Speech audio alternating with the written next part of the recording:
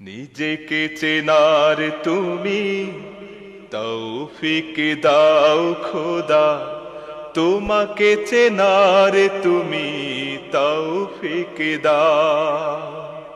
নিজেকে চেনার তুমি তৌফিক দাও খোদা, তোমাকে চেনার তুমি।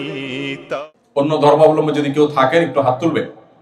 কেউ কি আমাকে হেল্প করবেন ভাইয়ের নামটা জানার ব্যাপারে? সবুজ কুমার দাস। জি, ধন্যবাদ ভাই সবুজকে, আপনাকে থ্যাংক ইউ সো মাচ, আপনি আমাদের এই আয়োজনে সামিল হয়েছে। আসসালামু আলাইকুম ওয়া রাহমাতুল্লাহি ওয়া বারাকাতুহু। আপনারা সবাই ভালো আছেন? ডুয়েট ক্যাম্পাসে আয়োজিত আজকের এই সিরাত সেমিনারের সম্মানিত সভাপতি, অত্র প্রতিষ্ঠানের অভিভাবক মাননীয় উপাচার্য মহোদয়, উপ উপাচার্য মহোদয় সহ অত্র প্রতিষ্ঠানের সম্মানিত শিক্ষক এবং আমার প্রাণপ্রিয় শিক্ষার্থীবৃন্দ, তারুণ্যের সাথে সিরাতের গভীর সম্পর্ক, এই টপিকের উপর কয়েকটি পয়েন্ট আপনাদের সঙ্গে শেয়ার করবো ইনশাআল্লাহ। প্রথমে আমরা সিরাত সম্পর্কে একটু পরিচিত হই। সিরাত আসলে কাকে বলা হয়? সিরাত এই শব্দটির সাথে আমরা অনেকেই পরিচিত, মুসলমান তো বটেই, আমাদের দেশের আমাদের অন্য ধর্মাবলম্বী যে সমস্ত ভাইয়েরা বন্ধুরা আছেন তারাও সিরাত শব্দটি শুনেছেন বারবার। সিরাত আসলে বলতে কি বোঝায়? সিরাত হলো আমাদের প্রিয় নবী সাল্লাল্লাহু আলাইহি ওয়াসাল্লামের জীবনধারা, তার চরিত্র এবং আচরণের পূর্ণাঙ্গ বর্ণনা, এটাকে বলা হয় সিরাত। এক কথায় বললে আপনি বলতে পারেন নবী করিম সাল্লাল্লাহু আলাইহি ওয়াসাল্লামের জীবন ইতিহাস, তার জীবন চরিত্র, তার জীবন চরিত্রের যে কোনো দিকই হোক না কেন তার সবগুলোই সিরাতের অন্তর্ভুক্ত। তারুণ্যের সাথে, তরুণদের সাথে সিরাতের একটা গভীর সম্পর্ক আছে। সিরাত চর্চা আমাদের তরুণদের কোন কোন ভাবে সমৃদ্ধ করতে পারে, কিভাবে বলিষ্ঠ করতে পারে, সে বিষয়ে আমরা কথা বলবো ইনশাআল্লাহ। কিন্তু তার আগে আমরা জানি যে সিরাতের সাথে তারুণ্যের সম্পর্কের জায়গাটা আসলে কোথায়। প্রথমত আপনারা হলেন সেই বীর পুরুষেরা যারা এদেশের বুকে থাকা জগদ্দল পাথর সরাবার দুঃসাহস করেছেন এবং সাফল্য আমাদেরকে দেখিয়েছেন। আপনারা সেই জেনজি প্রজন্ম, আপনারা এদেশের ভবিষ্যৎ, মুসলিম মিল্লাতের ভবিষ্যৎ। আপনাদের চেতনা এবং কর্ম এটাই এই জাতির মূল চালিকা শক্তি। এই জাতির গন্তব্য কোথায়, এই জাতি কোথায় গিয়ে থামবে, কতদূর যাবে, সেটি আমরা দেখতে পারি আপনাদের চেহারা থেকে। আমাদের তারুণ্যের দিকে তাকালে আমরা আজ করতে পারি, অনুভব করতে পারি যে আমাদের গন্তব্য কোথায়, আমরা কোন দিকে যাচ্ছি। যেহেতু তরুণরাই সমাজের ভবিষ্যৎ, অতএব প্রিয় নবী সাল্লাল্লাহু আলাইহি ওয়াসাল্লামের জীবন চরিত্র, তার সিরাত, এটা সবচেয়ে বেশি প্রাসঙ্গিক, সবচেয়ে বেশি প্রয়োজন তরুণদের জন্য। দ্বিতীয়ত, প্রতিকূল পরিবেশে, সবচেয়ে প্রতিকূল পরিবেশে সবচেয়ে স্বল্পতম সময়ে নিজের মিশনকে সবচেয়ে বলিষ্ঠভাবে, শক্তিশালীভাবে বাস্তবায়ন করবার দৃষ্টান্ত স্থাপন করেছেন যেই সর্বকালের সর্বশ্রেষ্ঠ মহামানব, সেই হযরত মুহাম্মদ সাল্লাল্লাহু আলাইহি ওয়াসাল্লাম তরুণদের জন্য তার জীবনে সবচেয়ে বেশি প্রাসঙ্গিক এজন্য যে তরুণদের সামনে বহুবিধ চ্যালেঞ্জ আছে, বহুবিধ বাধা আছে। তাদের স্বপ্নকে স্পর্শ করতে গিয়ে যে সমস্ত বাধা তাদের সামনে আসে সেগুলোকে অতিক্রম করবার যে দীক্ষা মুহাম্মদ সাল্লাল্লাহু আলাইহি ওয়াসাল্লামের জীবনীতে আছে, মানব ইতিহাসের অন্য কোন মনীষীর জীবনীতে আপনি সেটি পাবেন না। কারণ সবচেয়ে বেশি বাধা মাথায় নিয়ে তিনি পৃথিবীতে জন্মগ্রহণ করেছেন। সবচেয়ে বড় বড় বাধাগুলোকে ঠেলে ঠেলে তিনি তার গন্তব্যে, তার লক্ষ্য পানে তিনি এগিয়ে গেছেন এবং খুব অল্প সময়ের মধ্যে তিনি তার মিশনকে সবচেয়ে শক্তিশালীভাবে সফল করেছেন, সার্থক করেছেন। অতএব আজকের তারুণ্য যদি সফল হতে চায়, সার্থক হতে চায়, চ্যালেঞ্জ মোকাবেলা করতে চায়, যদি সাফল্যের পদচুম্বন তারা করতে চায়, তাহলে মুহাম্মদ সাল্লাল্লাহু আলাইহি ওয়াসাল্লামের সিরাত চর্চার কোনো বিকল্প তাদের সামনে আর কোনো থাকতে পারে না। এছাড়া কেন সিরাত আমাদের তরুণদের জন্য খুব বেশি প্রাসঙ্গিক, এর সর্বশেষ যে কারণটি উল্লেখ করতে চাই তা হলো আমাদের প্রিয় নবী সাল্লাল্লাহু আলাইহি ওয়াসাল্লামের যে সভা ছিল, তার যে মজলিস ছিল, তার যে একান্ত কাছের মানুষগুলো ছিলেন, যাদের মাধ্যমে তিনি দ্বীনকে, তাওহীদকে পৃথিবীতে প্রতিষ্ঠিত করেছেন, যাদের মাধ্যমে একের পর এক বাধার প্রাচীর তিনি ডিঙ্গিয়েছেন, সেই মানুষগুলোর মধ্যে যেমন সিনিয়ররা ছিলেন, তেমন তরুণরা ছিলেন। যেমন বয়স্কদের অভিজ্ঞতা ছিল, তেমনি তারুণ্যের চঞ্চলতা ছিল। এ দুটিকে তিনি যেভাবে সমন্বয় করেছেন, অপূর্ব সমন্বয় ছিল তার জীবনীতে। এটি পৃথিবীতে অনেক মনীষী জীবনে আপনি খুঁজে পাবেন না। আপনি দেখবেন মুহাম্মদ সাল্লাল্লাহু আলাইহি সাল্লামের সভায় তার পরামর্শকদের মধ্যে যেমন আবু বকর, ওমরের মতো প্রাজ্ঞ, পণ্ডিত, অভিজ্ঞ মানুষেরা ছিলেন, ঠিক একই সময় আলী, আব্দুল্লাহ ইবনে ওমর, আব্দুল্লাহ ইবনে আব্বাস, আব্দুল্লাহ ইবনে মাসউদ, মুসআব ইবনে উমাইর রিদওয়ানুল্লাহি তাআলা আজমাইন এর মতো টগবগে তরুণ এবং যুবকদের দিয়ে নবী সাল্লাল্লাহু আলাইহি সাল্লামের পরামর্শের যে সভা, সেই পরামর্শক পরিষদ এটি গঠিত হয়েছে এবং এটাকে তিনি সামনে রেখে আমল নিয়ে তারপর অগ্রসর হয়েছে। তার কাছে সিনিয়রদের যেরকম গুরুত্ব ছিল, তারুণদের স্পেশাল গুরুত্ব ছিল। কিরকম স্পেশাল গুরুত্ব? আপনারা যারা হাদিস চর্চা করেছেন, নবী করিম সাল্লাল্লাহু আলাইহি সাল্লামের হাদিস বিভিন্ন সময় আপনারা শুনেছেন, তার হাদিসে আপনি দেখবেন মাঝে মধ্যে তিনি ইয়া মা'শারাশ শাবাব এই বাক্যটা ব্যবহার করেছেন। ইয়া মা'শারাশ শাবাব, ইয়া মা'শারাশ শাবাবের অর্থ হলো হে তরুণ সম্প্রদায়, হে যুবকেরা। নবী করিম সাল্লাল্লাহু আলাইহি সাল্লাম কখনো কখনো নারীদের সম্বোধন করে বলেছেন ইয়া মা'শারান নিসা, হে নারীগণ। আর কখনো কখনো তিনি আলাদা করে তরুণদেরকে ডেকে ডেকে বলেছেন, সম্বোধন করেছেন, অ্যাড্রেস করেছেন ইয়া মা'শারাশ শাবাব, হে তরুণেরা। নবী করিম সাল্লাল্লাহু আলাইহি সাল্লামের জীবনে তরুণরা ছাড়া অন্য কোনো বয়সের মানুষদেরকে আলাদা করে অ্যাড্রেস করে কথা বলতে আমরা হাদিসের কোথাও দেখি না। এবং শুধুমাত্র একবার নয়, বরং নবী সাল্লাল্লাহু আলাইহি সাল্লামের জীবনে বারবার এই ঘটনা ঘটেছে যে তিনি তরুণদেরকে আলাদা করে অ্যাড্রেস করেছেন। এখান থেকে বোঝা যায় যে প্রিয় নবী সাল্লাল্লাহু আলাইহি সাল্লামের কাছে আপনারা অর্থাৎ তরুণরা খুবই গুরুত্বপূর্ণ ছিলেন এবং তরুণদেরকে তিনি আলাদা করে অ্যাড্রেস করতে ভালোবাসতেন, পছন্দ করতেন এবং তরুণরাই তার মিশনকে সাকসেস করতে সবচেয়ে বেশি যারা ভূমিকা রেখেছে তাদের মধ্যে অগ্রগণ্য ছিল, অগ্রগামী ছিল। এই জন্য আজকের তারুণ্যের জন্য সেই মুহাম্মদ সাল্লাল্লাহু আলাইহি সাল্লামের সিরাত এটা চর্চা করা অত্যন্ত প্রাসঙ্গিক, অত্যন্ত প্রয়োজনীয়। সম্মানিত উপস্থিতি, সিরাত চর্চা আমাদের তরুণদের কি কি বেনিফিট এনে দিতে পারে, কি সুবিধা এনে দিতে পারে, আমাদেরকে কি কি সার্থকতা এনে দিতে পারে। নাম্বার 1, আজকের মুসলমান নামধারী যে তরুণ আমরা আছি, যুব সম্প্রদায় আমরা আছি, বেশিরভাগ আমাদের তরুণদের দিকে তাকালে তাদের জীবনের কোনো লক্ষ্য, কোনো উদ্দেশ্য আছে বলে মনে হয় না। বিশেষ করে তাদের কাউকে আদর্শবাদী মুসলমান বলে মনে করতে আমাদের বেশ কষ্ট হয়।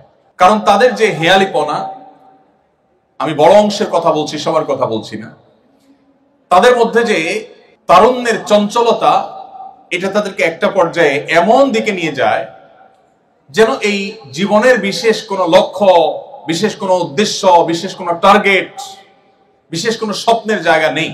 এই জন্য আত্মপরিচয়হীনতা দূর করা এবং আদর্শ ভিত্তিক ব্যক্তিত্ব গঠন করবার জন্য সিরাত চর্চা খুবই গুরুত্বপূর্ণ। পৃথিবীতে অনেক মনীষীর জীবনী আপনি পড়তে পারেন।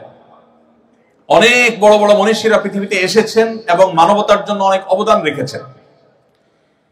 পৃথিবীর ইতিহাসে আগত একমাত্র নবী রাসূলগণই সেই মনীষী যারা আমাদের জীবনের লক্ষ্য, আমাদের উদ্দেশ্য এবং আমাদের আত্মপরিচয়, আমাদের আইডেন্টিটি, আমাদের স্রষ্টার সাথে আমাদের সম্পর্ক এবং মেলবন্ধন এবং কানেকশন এটা করে দিয়েছেন শুধুমাত্র নবী রাসূলগণ।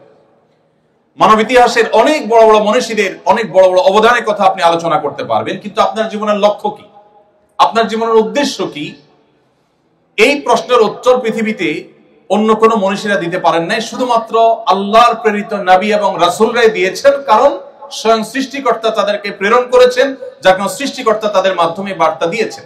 এবং নবী সাল্লাল্লাহু আলাইহি ওয়াসাল্লাম কোরআন কারীমের আয়াতের মাধ্যমে আমাদেরকে জানিয়েছেন, আল্লাহ বলেছেন ওয়ামা খালাকতুল জিন্না ওয়াল ইনসা ইল্লা লিয়াবুদুন, আমি জিন এবং মানুষকে সৃষ্টি করেছি শুধু আমার ইবাদত করবার জন্য।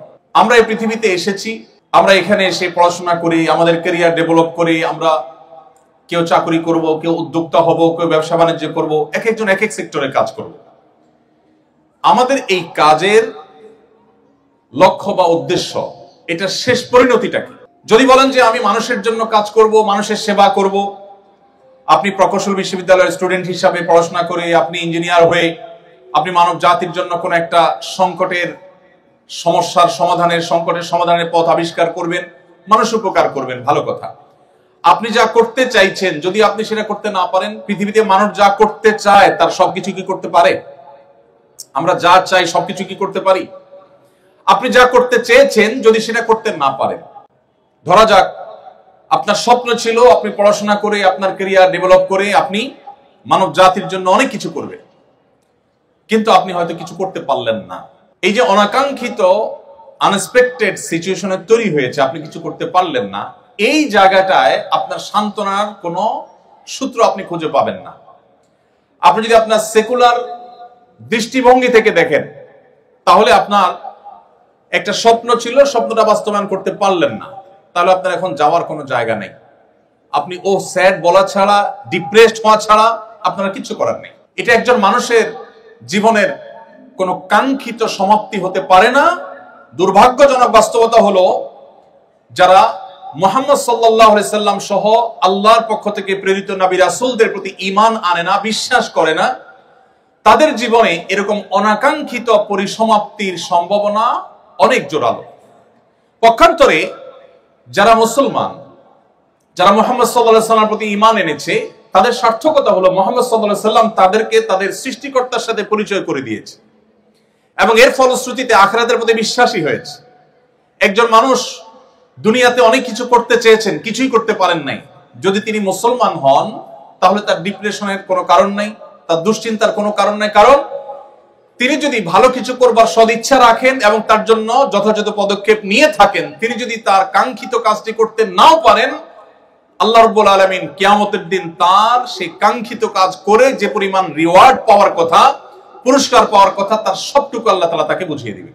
অতএব একজন মুসলমান তার জীবনে কখনো ডিপ্রেশন তাকে কখনো স্পর্শ করতে পারে না। আর এই কথাকেই কোরআন বলেছে, ওয়ালা ইয়াইআস মিন রাউহিল্লাহি ইল্লাল কওমুল কাফিরুন, আল্লাহর রহমত থেকে নিরাশ হয়ে যাওয়া, আশাহত হয়ে যাওয়া, ডিপ্রেসড হয়ে যাওয়া, এটা আল্লাহর প্রতি অবিশ্বাসী ছাড়া কারোর জীবনে আসতে পারে না। বিশ্বাসী মানুষের জীবনে আসার কোনো স্কোপ নেই। কেন আপনি সিরাত চর্চা করবেন? কারণ সিরাত চর্চা আপনার আইডেন্টিটি আপনাকে ঠিক করে দিবে, আপনার স্রষ্টার সাথে আপনার সৃষ্টি হিসাবে আপনার একটা সম্পর্ক গড়ে তুলবে। তাতে কি হবে? আপনার ডিপ্রেশন আসবে না। আপনারা ছাত্র মানুষ, আপনার ইউনিভার্সিটি স্টুডেন্ট, স্কুল বা কলেজ বা স্কুল লাইফের দিকে ফিরে যান। আমাদের অনেক স্কুল স্টুডেন্ট আছেন যারা অনেক পড়াশোনা করেন, এসএসসি তে একটা ভালো ফলাফল করতে হবে তাকে, এইচএসসি তে একটা ভালো ফলাফল করতে হবে তাদের। এই ধরনের স্টুডেন্টদের জন্য আমাদের ডক্টর নাবিল ভাই অনেক কাজ করেন, মাশাআল্লাহ, অনেক চমৎকার চমৎকার তার দিক নির্দেশনা আছে, আমরা জানি আমাদের এই ধরনের স্টুডেন্টদের জন্য। তো স্টুডেন্টরা যখন খুব পড়াশোনা করে পরীক্ষার আগে, অনেক ছেলেপেলে আছে, অনেক ছেলেমেয়েরা আছে, তাদের পড়াশোনার অন্যতম লক্ষ্য থাকে একটা ভালো ফলাফল করা। আর ভালো ফলাফল কেন করতে চায়? তার প্রাথমিক লক্ষ্য, চূড়ান্ত লক্ষ্য তো ঠিক আছে, ভালো কলেজে ভালো ভার্সিটিতে চান্স পাবে, ভালো ক্যারিয়ার বিল্ড আপ করবে। প্রাইমারি একটা লক্ষ্য থাকে, সেটা হলো পাশের বাসার আন্টিকে একটু দেখায় দেওয়া। আছে না নাই? কেন পাশের বাসার আন্টিকে দেখাইতে হবে? কারণ আন্টি এসে সারাদিন মায়ের কাছে তার ছেলে মেয়ের গল্প শোনায়, এগুলো শুনতে আর ভালো লাগে না। এই জন্য মাজায় গামছা বেঁধে অনেক স্টুডেন্ট নেমে যায় যে এবার কিছু একটা করতে হবে, আন্টির মুখ বন্ধ করতে হবে, ভালো কিছু করতে হবে। আচ্ছা, আমার প্রশ্ন হলো, এই ছাত্র অনেক পড়াশোনা করেছে, অনেক কষ্ট করেছে, পরীক্ষা দিয়েছে, আনফরচুনেটলি সে যা চেয়েছে সেই ফলাফল সে পায়নি, অর্থাৎ পাশাপাশি আন্টিকে আর দেখায় দেওয়া গেল না। এই ছেলের, এই শিক্ষার্থীর যাওয়ার জায়গাটা কোথায় আমাকে বলেন?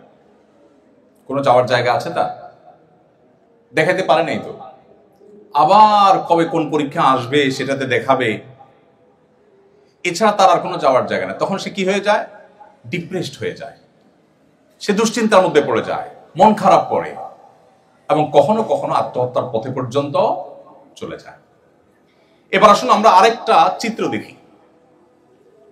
একজন স্টুডেন্ট যার জীবনে মুহাম্মদ সাল্লাল্লাহু আলাইহি সাল্লামের সিরাতের রিফ্লেকশন হয়েছে, যিনি মুহাম্মদ সাল্লাল্লাহু আলাইহি সাল্লামের জীবন ইতিহাসের সাথে পরিচিত হয়েছে, তার জীবনের সংস্রবে কখনো এসেছে, তার ছোঁয়ায় কখনো তার থাকার সুযোগ হয়েছে। এই স্টুডেন্ট যেহেতু তার রবকে চিনে, তিনি তার সব কিছু দেখাতে চান তার রবকে, সৃষ্টিকর্তাকে। পাশাপাশি আন্টি কিংবা তার কোনো বন্ধু বান্ধব কিংবা অন্য কাউকে তিনি দেখাবার জন্য কিছু করেন না।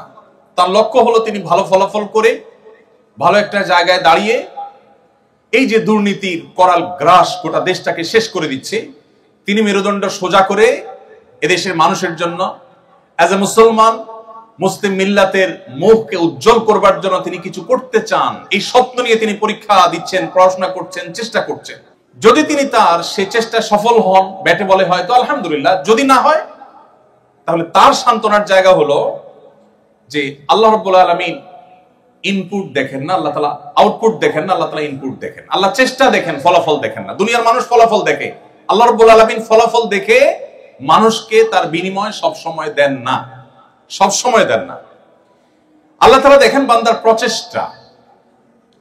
যদি আল্লাহ তাআলা আউটপুট দেখে সব সময় বিনিময় দিতেন, তাহলে বহু নবী রাসূল পৃথিবীতে এসেছেন যারা যুগ যুগ ধরে ইসলাম প্রচারের কাজ করার পরও দেখা গেছে তাদের কথা হয়তো একজন মানুষ শুনেছে কিংবা একজনও শুনেনি। হয়তো আমাদের মধ্যে বহু লোক আছে যাদের লক্ষ লক্ষ ফলোয়ার্স, অনেক ভক্ত অনুরক্ত। তো আল্লাহ রাব্বুল আলামিন চেষ্টা দেখবেন। সো একজন তরুণ তিনি যখন মুহাম্মদ সাল্লাল্লাহু আলাইহি সাল্লামের সিরাতকে তার জীবনে অবলম্বন হিসাবে ঠিক করে নেয়, সিরাতকে সে যখন সামনে রাখে, তখন তার জীবনে সে কাঙ্ক্ষিত জিনিসটা যদি নাও পান, তিনি ডিপ্রেসড হন না। কারণ তিনি জানেন যে আল্লাহ রাব্বুল আলামিন দেখবেন আমার নিয়ত, ইন্নামাল আমালু বিন্নিয়াত, আমি কোন উদ্দেশ্যে করেছি এটা আল্লাহ দেখবেন, আমার চেষ্টা আল্লাহ তাআলা দেখবেন। বাস আমার নিয়ত ভালো ছিল, চেষ্টায় ত্রুটি ছিল না, আল্লাহ তাআলা রিওয়ার্ড শতভাগ আমাকে দিয়ে দিবেন। সো তার কোনো ডিপ্রেশনের কোনো কারণ থাকতে পারে না। সময় তো উপস্থিতি কেন সিরাত চর্চা আমাদের করতে হবে? কারণ সিরাত আমাদেরকে আমাদের রবের সাথে আমাদের পরিচয় করিয়ে দেয়, আমাদের সৃষ্টিকর্তার সাথে আমাদের সম্পর্ক করে দেয়, যার ফলশ্রুতিতে আমাদের আইডেন্টিটি, আমাদের আত্মপরিচয়, এটা আমাদের মাথায় সবসময় জাগরুক থাকে। এটি আমাদেরকে পরিচালিত করে সঠিকতার পথে, সুন্দরের পথে, এবং আমাদের জীবনে একটা আদর্শিক ভিত্তি দাঁড়ায়। অস্ট্রেলিয়ার কোন একজন গবেষক, নামটি আমার মনে নাই, অনেক আগে কোথাও পড়েছি, হারিয়ে ফেলেছি, তিনি বলেছেন যে এই পৃথিবীতে আমরা কেন এসেছি আমি জানি না, তবে এটুকু নিশ্চিত খেয়ে পরে দিন পার করার জন্য আমরা এই পৃথিবীতে আসিনি। দেখুন, জন্মের পর থেকে আমরা যত চেষ্টা করছি, যত পরিশ্রম করছি, যত সাধনা করছি, সবগুলোর সার সংক্ষেপ হলো আমরা রুটি রুজি আহরণ করছি, সেটি ভোগ করছি, একটা পর্যায়ে আমরা মারা যাচ্ছি, কালের গর্ভে হারিয়ে যাচ্ছি। তাহলে জীবনের প্রাপ্তিটা কি, লক্ষ্যটা কি, আমার চূড়ান্ত যাওয়ার জায়গাটা কোথায়?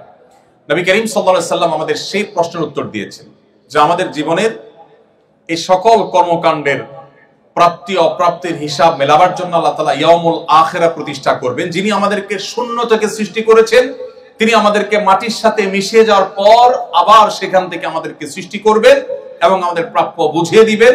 যার কারণে একজন মুসলমান তিনি আদর্শের ভিত্তিতে, তার আদর্শিক একটা ভিত্তির উপর তার জীবন দাঁড়ায়, তার আইডেন্টিটি তৈরি হয়, তার আত্মপরিচয় তৈরি হয়।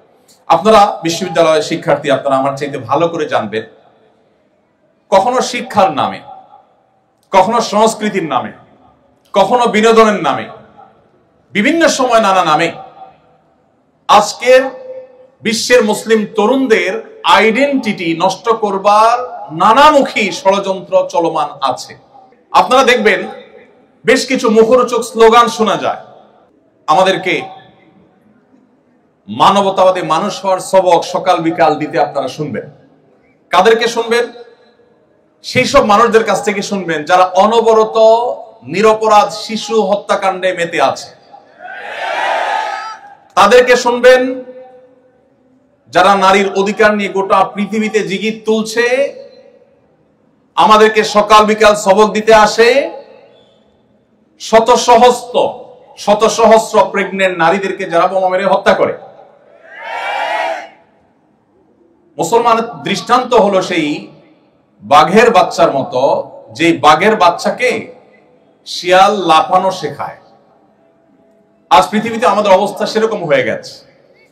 আমরা সেই মুহাম্মদ সাল্লাল্লাহু আলাইহি সাল্লামের উম্মত, যে মুহাম্মদ সাল্লাল্লাহু আলাইহি সাল্লাম পৃথিবীর আলো দেখবার আগেই তার জন্মদাতা পিতাকে হারিয়েছেন, মায়ের গর্ভে থাকতেই বাবাকে হারিয়েছেন, জন্মের পরপর তার মমতাময়ী মাকে হারিয়েছে। একের পর এক বাবা মা দুজনের ছায়া সরে গেল, অথচ তিনি তখনও দুধের শিশু। এরপর তার একমাত্র অভিভাবক দাদা আব্দুল মুত্তালিব সামান্য সময় পার হতে না হতেই তার কৈশোরেই তার সে অভিভাবকের ছায়াও সরে গেল, তিনিও মারা গেলেন। তার জীবনের সবচেয়ে কঠিন বছর, যেটি আমাল হুজুন বলা হয়েছে সিরাতের বইয়ে, সেই বছরে তার সবচেয়ে বড় অভিভাবক একদিকে চাচা আবু তালেব, অপরদিকে ঘরে স্ত্রী মা খাদিজা রাদিয়াল্লাহু তাআলা আনহা, আমাদের উম্মুল মুমিনিন, এবং তার স্ত্রী খাদিজা রাদিয়াল্লাহু তাআলা আনহা, এই দুজনের ছায়া একসাথে উঠে গেল। একের পর এক পায়ের নিচ থেকে মাটি সরে যাচ্ছে।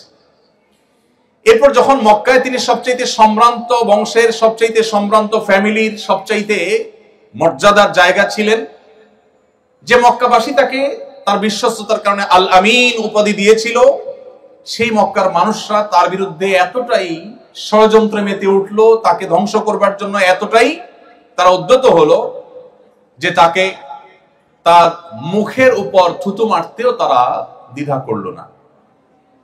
তাকে শারীরিকভাবে হ্যারাসমেন্ট করা হলো, নানাভাবে অপমানিত করা হলো। মুহাম্মদ সাল্লাল্লাহু আলাইহি সাল্লাম এই সকল বাধা ডিঙ্গিয়ে সামনে অগ্রসর হচ্ছিলেন। একটা পর্যায়ে তার মাতৃভূমিতে তাকে থাকতে দেওয়া হলো না, মক্কা তাকে ত্যাগ করে চলে যেতে হয়েছে রাতের অন্ধকারে, তাও শান্তিতে যেতে দেওয়া হয়নি। বহু লোকচুরি করে, বহু প্ল্যান প্রোগ্রাম করে তাকে মদিনায় হিজরত করতে হয়েছে। মদিনায় যাওয়ার পর সেখানে একটু শান্তিতে কোথায় দিন কাটাবেন, সেখানেও শান্তিতে থাকতে দেওয়া হলো না। একটি রাত তার জীবনে তাকে নিশ্চিন্ত ঘুমাবার সুযোগ দেয়নি মক্কার মুশরিকেরা। কখনো চাপিয়ে দিয়েছে বদর, উহুদ, খন্দক, কখনো বা তাবুক, কখনো বা অন্য কোনো যুদ্ধ। এত বাধার পাহাড় ডিঙ্গিয়ে মদিনায় আসার পর মাত্র 10 বছর সময় পেয়ে গোটা পৃথিবীর পট পরিবর্তন করে দিয়েছে। কেন আপনাকে সিরাত জানতে হবে? কারণ আপনি সাকসেস তরুণ হতে চান, সাকসেস মানুষ হতে চান, সফল মানুষ হতে চান। পৃথিবীর ইতিহাসে এত চ্যালেঞ্জ মোকাবেলা করে এত দ্রুততার সাথে নিজের মিশনকে সাকসেস করতে পেরেছেন মুহাম্মদ সাল্লাল্লাহু আলাইহি ওয়াসাল্লাম ছাড়া আরেকজন মনীষী আপনি বের করতে পারবেন না। কেন আপনার তাকে পাঠ করতে হবে? কেন তার জীবনী আপনাকে জানতে হবে? কেন তার সিরাত আপনাকে চর্চা করতে হবে? কারণ তার সিরাত আপনাকে সাফল্যের চূড়ান্ত শিখরে পৌঁছতে সাহায্য করবে। সম্মানিত উপস্থিতি, আজ মুসলিম তরুণদের আত্মপরিচয় দূর করবার জন্য যে নানামুখী ষড়যন্ত্র চলমান আছে, সেই ষড়যন্ত্রগুলো সম্পর্কে আপনারা খুব ভালো করে জানেন। আমাদেরকে মানবতাবাদের সবক যারা শেখায় তারা জানে না মুসলমানকে আসলে আলাদা করে মানবতাবাদের সবক শেখানোর প্রয়োজন। পৃথিবীকে মানবতার শিক্ষাই দিয়েছে প্রথমে মুসলমানরা। মুহাম্মদ সাল্লাল্লাহু আলাইহি সাল্লামের চাইতে বেশি মানবতার শিক্ষা পৃথিবীতে কেউ কাউকে কখনো দিতে পারেনি। মুহাম্মদ সাল্লাল্লাহু আলাইহি সাল্লাম সেই মানুষ যার শুধু মানবতার বিষয়ে শত সহস্র আলোচনা করে তার মানবিক দিকটাকে পরিপূর্ণভাবে তুলে ধরা আমাদের দ্বারা সম্ভব নয়, আমরা সেদিকে যাচ্ছি না। তো আত্মপরিচয়হীনতা দূর করে আমাদের নিজস্ব সংস্কৃতির প্রতি অনুরাগী হতে আমাদেরকে সাহায্য করবে যদি আমরা নবী সাল্লাল্লাহু আলাইহি ওয়াসাল্লামের সিরাত পাঠ করি। নাম্বার 2, আপনারা সবাই তরুণ, অনেকে আছেন যে বাবা মার যথেষ্ট অর্থ সম্পদ আছে, পারিবারিক ভিত্তি যথেষ্ট স্ট্রং এবং মজবুত। এত সত্ত্বেও আমাদের সামনে যে পথ চলা, সেই পথ চলা কি সব সময় মসৃণ হয় না কখনো কখনো কণ্টকাকীর্ণ হতে পারে? মসৃণ থাকবে সবসময় আমাদের জীবনে পথ চলা? বরং বাস্তবতা হলো আল্লাহ রাব্বুল আলামিন কোরআনে কারীমে একাধিক জায়গায় এই বিষয়টি আল্লাহ তাআলা উল্লেখ করেছেন যে মানুষের পুরো জীবনটাই সংগ্রামী জীবন, প্রত্যেকটা স্টেপেই তাকে সংগ্রাম করতে হয়। সংগ্রাম করে করে তাকে এগোতে হয়। তো আপনি একজন তরুণ হিসেবে প্রতিকূলতা ঠেলে আপনি যদি সাফল্যের শেখরে পৌঁছতে চান, তাহলে মুহাম্মদ সাল্লাল্লাহু আলাইহি ওয়াসাল্লামের সিরাত আপনাকে পাঠ করতে হবে, তাহলে আপনাকে সিরাত চর্চা করতে হবে। কারণ কিভাবে চরম বিপদেও ধৈর্য ধারণ করতে হয়, অত্যন্ত প্রত্যয়ী এবং দৃঢ়পদ থাকতে হয়, এটা মুহাম্মদ সাল্লাল্লাহু আলাইহি ওয়াসাল্লামের জীবনের প্রতিটি পৃষ্ঠায় পৃষ্ঠায়, প্রতিটি পাতায় পাতায় আপনি পাবেন। আপনি মুহাম্মদ সাল্লাল্লাহু আলাইহি ওয়াসাল্লামের জীবনের ইতিহাস যদি খোলেন, প্রতিটি পাতায় দেখতে পাবেন একের পর এক চ্যালেঞ্জ কিভাবে তিনি মোকাবেলা করেছেন। সবচেয়ে ইন্টারেস্টিং বিষয় হলো, এত বাধা সত্ত্বেও কোন ইতিহাসবিদরা, এমনকি অমুসলিমদের লেখা যে সমস্ত জীবন চরিত্র আছে মুহাম্মদ সাল্লাল্লাহু আলাইহি ওয়াসাল্লামের, তার কোনটিতেও আপনি এটি দেখাতে পারবেন না যে মুহাম্মদ সাল্লাল্লাহু আলাইহি ওয়াসাল্লাম এত টেনশনে, এত চাপে, এত মানসিক প্রেসারে তিনি কখনো নাউজুবিল্লাহ খেই হারিয়ে ফেলেছেন, রেগে গেছেন, কাউকে সরি বলতে হয়েছে। তার জীবনে এরকম কোন অধ্যায় আসেনি। যদি আপনি প্রতিকূলতা ঠেলে আপনার তারুণ্যকে সাফল্যের সর্বোচ্চ শেখরে নিতে চান, তাহলে আপনাকে সিরাত চর্চা করতে হবে। কারণ মুহাম্মদ সাল্লাল্লাহু আলাইহি ওয়াসাল্লাম তার জীবনে যতটা প্রতিকূলতা ঠেলে তার মিশন ইসলামকে, তাওহীদকে, আল্লাহর একত্ববাদকে পৃথিবীতে সবচেয়ে বলিষ্ঠভাবে প্রতিষ্ঠিত করে গেছেন, এটি পৃথিবীতে অন্য কোন মনীষী করতে পারেনি। মাত্র 23 বছর সময় পেয়েছেন। নবুয়তের দায়িত্ব বুঝে পাওয়ার পর মাত্র 23 বছরের মধ্যে গোটা বিশ্বের পট পরিবর্তন করে দিয়েছেন, রুট চেঞ্জ করে দিয়েছেন, ইতিহাস পরিবর্তন করে দিয়েছেন। এবং আজও পর্যন্ত পৃথিবীর ইতিহাসে যত মানুষ এসেছে, কিয়ামত পর্যন্ত যত মানুষ আসবে, মুহাম্মদ সাল্লাল্লাহু আলাইহি সাল্লামের চাইতে জনপ্রিয়, তাকে যত মানুষ ভালোবাসে, এত বেশি মানুষের ভালোবাসা পৃথিবীর ইতিহাসে কেউ অর্জন করতে পারে নাই, কিয়ামত পর্যন্ত কেউ পারবেও না। মুসলমানরা পৃথিবীতে সবচেয়ে সংখ্যা বেশি তা কিন্তু না, আমরা জানি। কিন্তু এত সত্ত্বেও মুহাম্মদ সাল্লাল্লাহু আলাইহি সাল্লাম পৃথিবীতে চলে যাওয়ার প্রায় ১৫০০ বছর অতিক্রান্ত হওয়ার পরও এখনো যদি পৃথিবীর কোন প্রান্তে কেউ মুহাম্মদ সাল্লাল্লাহু আলাইহি সাল্লামকে নিয়ে একটা কটু কথা বলে, পৃথিবী জুড়ে লক্ষ লক্ষ কোটি কোটি মানুষের হৃদয়ে রক্তক্ষরণ হয় কি হয় না? এই যে হৃদয়ে রক্তক্ষরণ হয়, ১৫০০ বছর আগে একজন মানুষ পৃথিবী থেকে চলে গেছেন। ১৫০০ বছর, ১৫০ বছর না। কতটা প্রভাব মানুষের অন্তরে তিনি রেখে গেছেন যে ১৫০০ বছর পরও যদি তাকে নিয়ে কেউ কোনো কটু কথা বলে, কোটি কোটি মানুষ পৃথিবী জুড়ে এখনো তার জন্য কাঁদে, চোখের পানি ফেলে, সংক্ষুব্ধ হয়। এর বিপরীতে আসুন, মাত্র ১৫০ বছর, ১৫০০ না, মাত্র ১৫০ বছর আগে পৃথিবী থেকে চলে যাওয়া কোনো মনীষী, হতে পারেন কোনো প্রভাবশালী পলিটিশিয়ান, হতে পারেন কোনো বড় বিজ্ঞানী যার অনেক অবদান আছে মানুষের জন্য, হতে পারেন কোনো ধর্মীয় ব্যক্তিত্ব যিনি অনেক বেশি জনপ্রিয় ছিলেন, হতে পারেন যে কোনো সেক্টরের মানুষ, মাত্র ১৫০ বছর আগে পৃথিবীতে ছিলেন, খুবই প্রাসঙ্গিক ছিলেন যখন ছিলেন। তিনি চলে যাওয়ার পর এখন যদি গুলিস্তানের মোড়ে দাঁড়িয়ে কেউ তার 14 গোষ্ঠীর নামের তালিকা ধরে ধরে গালিগালাজ করে বা নিন্দামন্দ করে, খারাপ বা কটু কথা বলে, আপনি আশপাশে মাথা ঘুরিয়ে তাকালে দেখতে পাবেন কারোর কোনো ভাবলেশ নেই, কারোর কোনো ভাবনা নেই, কারোর কোনো মাথা ব্যথা নেই। পৃথিবীতে যদি কেউ অমর হতে চায়, পৃথিবীতে যদি কেউ টিকে থাকতে চায়, পৃথিবীতে যদি কেউ সহস্র সহস্র বছর, লক্ষ বছর প্রাসঙ্গিক থাকতে চায়, মুহাম্মদ সাল্লাল্লাহু আলাইহি সাল্লামের জীবন ইতিহাস চর্চার কোনো বিকল্প পথ তার সামনে খোলা নেই। আপনি আমাকে দেখাতে পারবেন না আরেকজন মানুষ ১৫০০ বছর আগে পৃথিবীতে ছিলেন, এখনো তিনি প্রাসঙ্গিক, এখনো তার জন্য মানুষের মন কাঁদে। আপনাদের পছন্দের অনেক খেলোয়াড় আছে, অনেক তথাকথিত তারকা আছে, আমি জানি আপনারা অনেকে ফলো করেন, যাদের হয়তো সোশ্যাল মিডিয়াতে মিলিয়ন মিলিয়ন ফলোয়ার্স আছে। তারা যদি অবসরে চলে যান তাদের খেলা থেকে, তাদের সেক্টর থেকে, কয়েক বছরের মধ্যেই দেখবেন তারা অপ্রাসঙ্গিক হয়ে গেছেন। বড়জোর ১ যুগ ২ যুগ বা সামান্য কিছু বছর হয়তো তাদের নিয়ে আলোচনা হবে, একটা সময় তারা ইতিহাসের পাতায় হারিয়ে যাবেন। কালে ভদ্রে তাদের নাম হয়তো উল্লেখ নেওয়া হবে, তাদের কোনো ভক্ত অনুরক্ত সেভাবে থাকবে না, কোনো প্রভাব সেভাবে থাকবে না। যত নবী রাসূল পৃথিবীতে এসেছেন সবাই পৃথিবীতে সবচেয়ে বেশি প্রভাব সৃষ্টিকারী, সবচেয়ে বেশি প্রাসঙ্গিক, বিজ্ঞানের উৎকর্ষের এই সময় এসেও মুহাম্মদ সাল্লাল্লাহু আলাইহি সাল্লামের প্রাসঙ্গিকতা চুল পরিমাণ, বিন্দু পরিমাণ কমে নাই, বরং বাড়ছে। পৃথিবী যত সংকটে নিপতিত হবে, যত সংকটের মুখোমুখি হবে, মানবতা যত বিপর্যস্ত হবে, তত বেশি মুহাম্মদ সাল্লাল্লাহু আলাইহি সাল্লামকে স্মরণ করতে বাধ্য হবে। মানবতার সামনে আল্লাহর প্রেরিত রাসূল, মহান সৃষ্টিকর্তার প্রেরিত দূতের দেখানো পথ ছাড়া সত্যিকারের এবং দীর্ঘস্থায়ী সমাধানের এবং মুক্তির আর কোনো পথ খোলা নেই। ভাইরা আমার, এক্সপেরিমেন্ট বা পরীক্ষা নিরীক্ষা পৃথিবী বহু চালিয়েছে, এখনো চালাচ্ছে।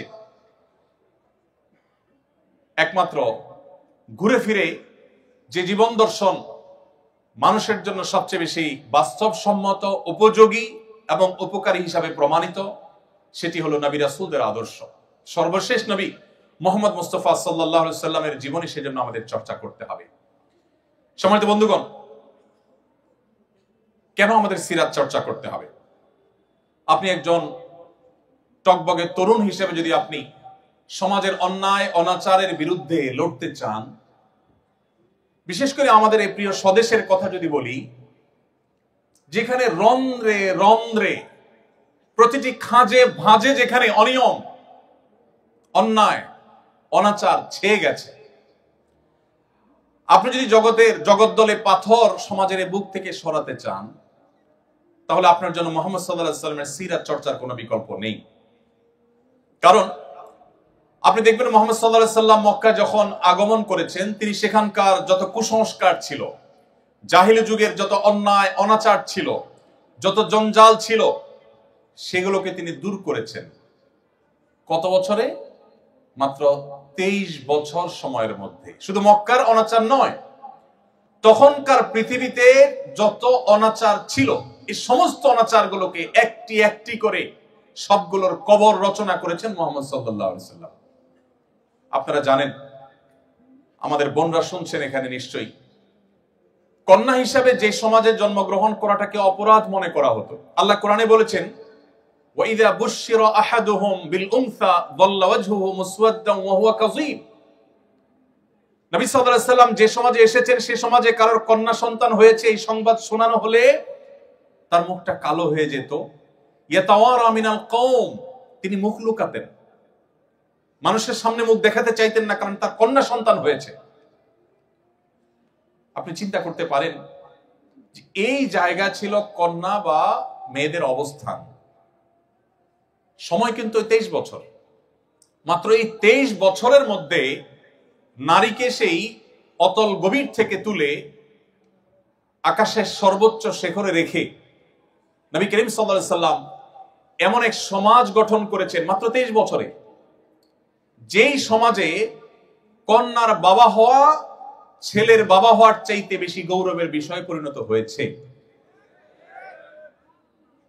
আপনারা অনেকেই হাদিস জানেন, নবী করিম সাল্লাল্লাহু আলাইহি সাল্লাম বলেছেন, কারোর যদি দুটি কন্যা সন্তান থাকে এবং সে যদি সেই দুটি কন্যা সন্তানকে সুশিক্ষা দেয়, সঠিক দীক্ষা দেয়, তাদের মধ্যে কোনো বৈষম্য না করে, সুবিচার করে, তাদেরকে সুশিক্ষা শিক্ষিত করে, আদর্শবান মুসলিম করে, ভালো পাত্রস্থ করে, এক কথা তাদের সকল অধিকার যদি সঠিকভাবে আদায় করে এবং কন্যা সন্তান হয়েছে এটার জন্য তিনি কোনো লজ্জিত, অনুতপ্ত বা হেজিটেশন ফিল না করে প্রাউড ফিল করেন, নবী করিম সাল্লাল্লাহু আলাইহি সাল্লাম তার জন্য জান্নাতের, বরং নবী সাল্লাল্লাহু আলাইহি সাল্লামের সান্নিধ্যে জান্নাতে থাকার শুভ সংবাদ দিয়েছেন। অথচ আমি নিজেও ছেলে, আপনারাও এখানে আমার সামনে যারা আছেন তারা ছেলে।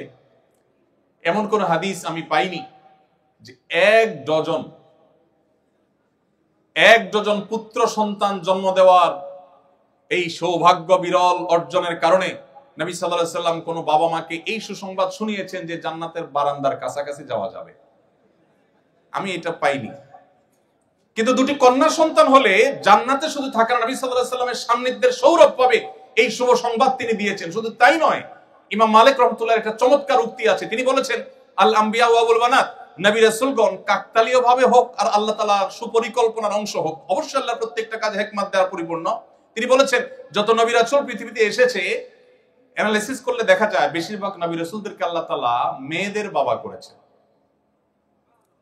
আমাদের নবী করিম সাল্লাল্লাহু আলাইহি সাল্লামের ছেলে সন্তান হয়েছে, কিন্তু আল্লাহ তাআলা তাদেরকে একেবারে সেই শৈশবে নিয়ে গেছে। তার 4টি কন্যা সন্তান স্বাভাবিক জীবন যাপন করে বড় হয়ে সংসার করে তারপর দুনিয়া থেকে গেছেন। 4টি কন্যা সন্তান, একটি ছেলে সন্তানও তার বড় হয়ে স্বাভাবিক জীবন যাপন করবার সুযোগ পায়নি। অর্থাৎ নবী করিম সাল্লাল্লাহু আলাইহি সাল্লাম 4 জন মেয়ের বাবা ছিলেন, এবং এজন্য মক্কার মুশরিকরা তাকে বিদ্রুপ করে বলতো যে মুহাম্মদ মারা গেলে তার নাম নেয়ার মতো মানুষ কেউ থাকবে না, কারণ কোনো ছেলে নাই, তার বংশ কিভাবে থাকবে টিকে। যারা বলেছিল তারা ইতিহাসের আস্থা করে নিক্ষিপ্ত হয়ে গেছে। মুহাম্মদ সাল্লাল্লাহু আলাইহি সাল্লামের নামে নামকরণ করা পৃথিবীর যে কোনো দেশে, যে কোনো সমাজে, বিশেষ করে যেখানেই মুসলমান আছে সেখানে আপনি দেখবেন, এমনকি ইংল্যান্ডের সন্তানদের নামকরণের ক্ষেত্রে দেখা গেছে যে প্রায় বছরই সবচেয়ে বেশি সংখ্যক সন্তান বা শিশুদের নাম রাখা হয় মোহাম্মদ নামে। যারা মনে করেছিল মুহাম্মদ সাল্লাল্লাহু আলাইহি সাল্লামের ছেলে সন্তান না থাকলে তিনি হারিয়ে যাবেন, তারা হারিয়ে গেছে। মুহাম্মদ সাল্লাল্লাহু আলাইহি সাল্লাম পৃথিবীতে এখনো প্রাসঙ্গিক আছেন। ভাইরা আমার, তো সমাজের যে জঞ্জাল, যে কুসংস্কার, এটা যদি আপনি দূর করতে চান, আপনি যদি সংগ্রামী মানুষ হতে চান, সমাজ সংস্কারক হতে চান, তাহলে আপনাকে মুহাম্মদ সাল্লাল্লাহু আলাইহি সাল্লামের সিরাত পাঠ করতে হবে, তার সিরাত চর্চা করতে হবে। কারণ খুব স্বল্পতম সময়ের মধ্যে যে মক্কার মুশরিকেরা কন্যা সন্তান হলে জীবন্ত পুঁতে ফেলতো, তাদের বুকের উপর দাঁড়িয়ে নবী সাল্লাল্লাহু আলাইহি সাল্লামের জীবনের শেষ ওসিয়তগুলোর মধ্যে থেকে ছিল ফাস্তাউসু বিন-নিসাই খায়রা, তোমরা মেয়েদের ব্যাপারে আমার কাছ থেকে কল্যাণের উপদেশ গ্রহণ করো। নারী জাতিকে তিনি উন্নতির চরম শিখরে, মুক্তির চরম পর্যায়ে তিনি রেখে গেছে। ভাইরা আমার, আমি একটা কথা প্রায় বলি, আজকে পৃথিবীতে নারীবাদের খুব স্লোগান শুনতে পাবেন, অধিকার অধিকারের শব্দটা খুব বেশি শুনতে পাবেন। এগুলো শুনলে বেশ আমাদের মধ্যে একটা ভাবসাব আসে যে অধিকার সচেতন, আধুনিক। নবী করিম সাল্লাল্লাহু আলাইহি সাল্লাম যখন পৃথিবীতে মানবতা বুলুণ্ঠিত হয়েছে, তখন মানবতা নিয়ে কাজ করেছেন, তখন কোনো প্রজেক্ট ফাইল তার কাছে ছিল না। এখন পৃথিবীতে অনেকেই অধিকারের কথা বলেন বিভিন্ন বিদেশি ফান্ড বা তহবিল হালাল করবার প্রয়োজনে। এটা একটা ফ্যাশনের বিষয় হয়েছে এখন, তখন ফ্যাশনের বিষয় ছিল না।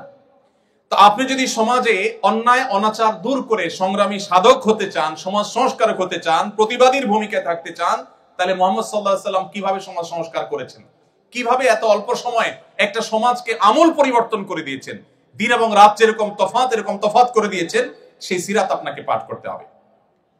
প্রিয় ভাইরা আমার, আপনি যদি বিরতিহীন পথ চলায় জীবনের অভিষ্ট লক্ষ্যে পৌঁছতে চান, তাহলে আপনাকে মুহাম্মদ সাল্লাল্লাহু আলাইহি সাল্লামের সিরাত চর্চা করতে হবে। কেন? কারণ আপনি দেখবেন নবী করিম সাল্লাল্লাহু আলাইহি সাল্লামের জীবনে তার যে পথ চলা ছিল, এটা ছিল বিরতিহীন। আল্লাহ তাআলা কোরআনে কারীমে নবী করিম সাল্লাল্লাহু আলাইহি সাল্লামকে বলেছেন, হে রাসূল, আপনি রাতের কিছু অংশ আরাম করুন, সারা রাত দাঁড়িয়ে ইবাদত করবেন না, একটু রেস্ট করুন। কারণ ইন্না লাকা ফিন নাহারি সাবহান তাওয়িলা, কারণ দিনে আপনাকে দীর্ঘ পথ সাঁতরাতে হবে। ইন্টারেস্টিং বিষয়, কোরআন বলছে নবী সাল্লাল্লাহু আলাইহি সাল্লামকে রাতে একটু আপনি রেস্ট করুন। সারা রাত জেগে তিনি তাহাজ্জুদ পড়তে চাইতেন। আল্লাহ বলেছেন না সারা রাত তাহাজ্জুদ পড়বেন না, একটু নিজে রেস্ট করবেন, নিজের রিফ্রেশমেন্টের জন্য সময় রাখবেন, সারা রাত ইবাদত করবেন না। কেন? কারণ দিনে আপনাকে দীর্ঘ পথ সাঁতার কাটতে হবে, সাঁতরাতে হবে। প্রশ্ন হলো, নবী সাল্লাল্লাহু আলাইহি সাল্লাম যে মক্কায় ছিলেন বা মদিনায় ছিলেন, সেখানে সাঁতার কাটার কোনো অপশন ছিল না। এবং তখনকার আরবেরা, এমনকি এখনকার আরাবিয়ানরাও, তারা আমাদের মতো নদীমাতৃক এলাকার মানুষ না। তাদের সাঁতার কাটা বেশিরভাগ মানুষই জানে না বললেই চলে। নবী সাল্লাল্লাহু আলাইহি সাল্লামের জীবনে একবারও সাঁতার কেটেছেন এরকম কোনো বর্ণনা কেউ খুঁজে পাবে না। তাহলে আল্লাহ তাআলা বলতে পারতেন যে আপনাকে দীর্ঘ পথ অতিক্রম করতে হবে, পাড়ি দিতে হবে, হাঁটতে হবে, চলতে হবে, তা না বলে আল্লাহ তাআলা সাঁতার কাটা কথা কেন বললেন?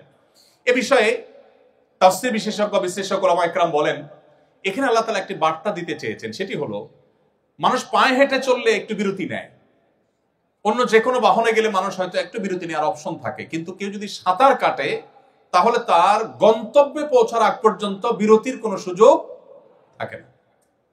নবী করিম সাল্লাল্লাহু আলাইহি সাল্লামের যে কাজ, এই কাজ ছিল বিরতিহীন। এজন্য তার সারা জীবন তিনি বিরতিহীনভাবে চেষ্টা চালিয়েছেন। আপনি যদি সেই মোটিভেশন ধরে রাখতে চান যে কিভাবে আপনি সারা জীবন কাজ করবেন মানুষের কল্যাণে, আল্লাহ সন্তুষ্টি লাভ করে জান্নাত প্রাপ্তির আশায়, তাহলে সেক্ষেত্রে আপনাকে সিরাত চর্চা করতেই আপনার জীবনের পরতে পরতে সেটাকে আপনি প্রাসঙ্গিক এবং রিলেভেন্ট আপনি দেখতে পাবেন। আপনার যদি লিডারশিপ এবং নেতৃত্বের ইচ্ছা থাকে, স্বপ্ন থাকে, তাহলে আপনাকে সিরাত চর্চা করতে হবে। কারণ নবী করিম সাল্লাল্লাহু আলাইহি সাল্লামকে দেখবেন যে তিনি তরুণ বয়স থেকেই সততা, ন্যায় বিচার, দূরদর্শিতা এগুলোর সবচেয়ে উৎকৃষ্ট উদাহরণ সৃষ্টি করেছেন, দৃষ্টান্ত স্থাপন করেছেন।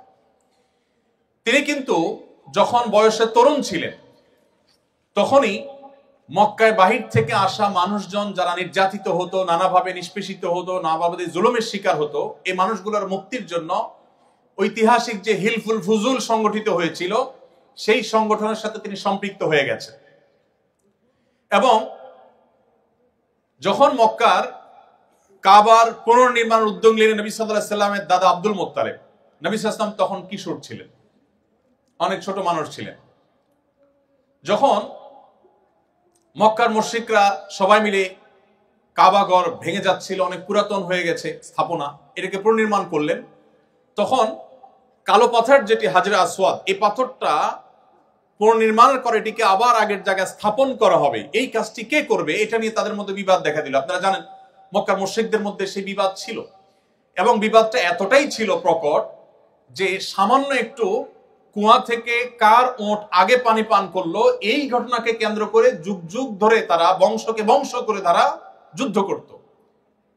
সেই জাতি, অবোধ জাতি, তারা এই পাথর রাখা নিয়ে বিবাদে লিপ্ত হলো, কোনোভাবে মীমাংসা করতে পারলো না। মুহাম্মদ সাল্লাল্লাহু আলাইহি সাল্লামের অভিনব এক কৌশলের মাধ্যমে তার সে অল্প বয়সে তিনি সেই সমস্যার সমাধান করেছেন। লিডারশিপ, নেতৃত্ব দেওয়ার যোগ্যতা, সমাজে মীমাংসা করবার যোগ্যতা, সমাজকে সংকট থেকে উত্তরণের যোগ্যতা তার সেই কৈশোর থেকে তার জীবনে ছিল। আপনি যদি সিরাত গ্রন্থ পড়েন, এরকম প্রতিটি পৃষ্ঠায় পৃষ্ঠায় আপনি এটি দেখতে পাবেন। নবী করিম সাল্লাল্লাহু আলাইহি সাল্লামকে দেখবেন সিদ্ধান্ত গ্রহণে বুদ্ধিমত্তা।